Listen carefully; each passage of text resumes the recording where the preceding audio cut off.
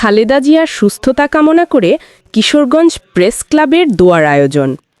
বাংলাদেশের সাবেক প্রধানমন্ত্রী ও বিএনপির চেয়ারপারসন খালেদা জিয়ার দ্রুত সুস্থতা কামনায় কিশোরগঞ্জ প্রেস ক্লাবে দোয়া মাহফিল অনুষ্ঠিত হয়েছে।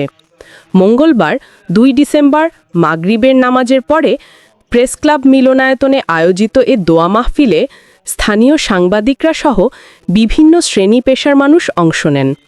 অনুষ্ঠানে উপস্থিত বক্তারা খালেদা জিয়ার দীর্ঘ আয়ু ও দ্রুত আরোগ্য কামনা করে বলেন, তিনি দীর্ঘদিন ধরে শারীরিক অসুস্থতায় ভুগছেন। তার সুস্থতা দেশের রাজনৈতিক স্থিতিশীলতা ও মানবিক দৃষ্টিকোণ থেকে অত্যন্ত গুরুত্বপূর্ণ। দোয়া পরিচালনা করেন আকরাবাজার মদনী মসজিদের পেশ ইমাম। দোয়া শেষে অংশগ্রহণকারীরা খালেদা জিয়ার চিকিৎসার অগ্রগতি ও সুস্থতার বিষয়ে আশাবাদ ব্যক্ত করেন।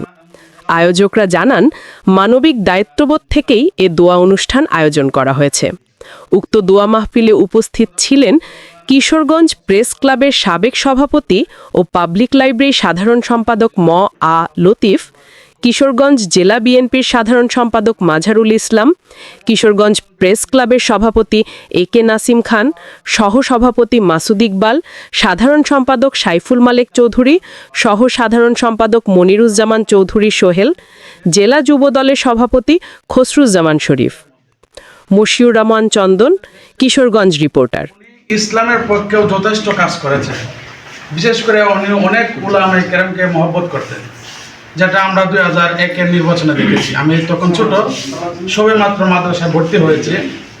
আওয়ামী লীগের শাসন আমলে ربنا ظلمنا أنفسنا وإن لم تغفر لنا وترحمنا لنكونن من الخاسرين ربنا آتنا في الدنيا حسنة وفي الآخرة حسنة وقنا عذاب النار ربنا اغفر لي ولوالدي وللمؤمنين يوم يقوم الحساب وإذا مرضت فهو يشفين اللهم আমাদের পিতা মাতা আত্মীয়স্বজন সবার দরবারে পৌঁছায় দাও।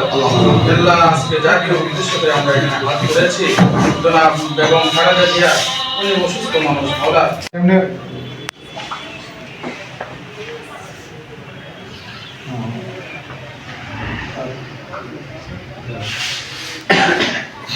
না এমনি ঘটনা কারণ বলা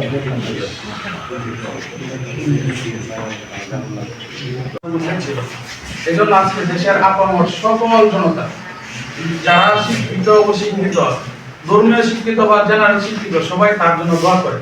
এটাই হলো তার কর্মের ফলাফল। কামনা তা দিনু উদান, যেমন কর্ম তেমন আল্লাহ পাক রব্বুল আলামিন বলে, যা মারিতু ফাহুয়া ইয়াশফিন। আমি যাকে হযরত ইব্রাহিম আলাইহিস সালাতু ওয়াস সালাম